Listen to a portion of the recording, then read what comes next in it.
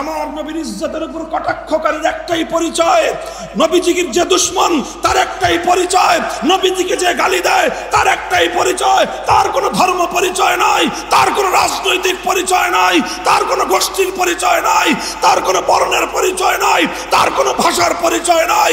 আল্লাহর পয়গম্বরের 250 কোটি উম্মতের কাছে তার একটাই পরিচয়, সে গুস্তাখে রাসূল, সে নবীর উপর আক্রমণকারী, সে নবীর দুশমন, সে মানবতার দুশমন। তার একটাই শাস্তি, মৃত্যুদণ্ড কার্যকর করো।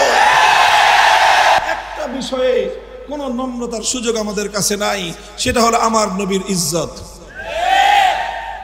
এখানে কোন সুযোগ নাই। আল্লাহর কসম খেয়ে বলি, আমার পয়গম্বরের ইজ্জতের উপর আঘাতকারী আমার নবীকে যদি কেউ গালি দেয়, এক মুহূর্তের জন্য আমার পয়গম্বরের ইজ্জতের প্রশ্নে কারো সঙ্গে আপোষ করা যাবে না। এটা গেল 3 নম্বর কথা। কাজেই আমরা অন্তর্বর্তীকালীন সরকারের কাছে স্পষ্ট পয়গাম দিয়ে দিতে চাই, অনেক ধরনের সংস্কারের কথা শুনতেছি। রাষ্ট্র সংস্কার করবেন, ভালো কথা। নির্বাচন ব্যবস্থার সংস্কার করবেন, আরো ভালো কথা। দেশে ফ্যাসিবাদ যেন তৈরি হতে না পারে, সেই ফ্যাসিবাদের উৎসমুখ বন্ধ করবেন, ভালো কথা। স্বৈরতন্ত্রের সকল সম্ভাবনাকে সমূলে উপড়ে ফেলবেন, আরো ভালো কথা।